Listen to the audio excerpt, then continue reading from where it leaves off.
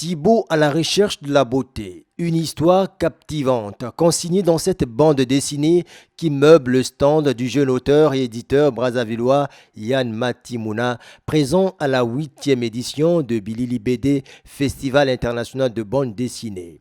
Le but, c'était de transmettre un peu l'image que j'ai de la beauté. Thibaut, c'est un personnage mâle dans sa peau, il a des dents un peu écartées et tout. Et se rendant compte de ça, avec les moqueries de ses amis et tout, il a carrément voulu changer son apparence.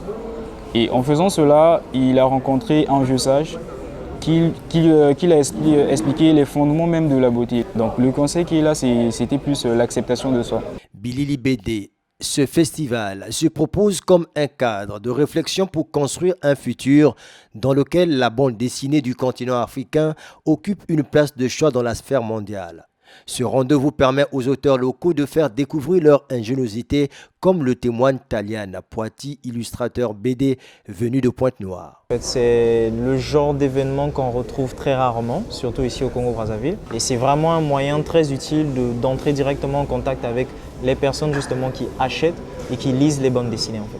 La formation des jeunes auteurs autodidactes aux fondamentaux de la bande dessinée figure au bon endroit dans le programme de Bilili BD.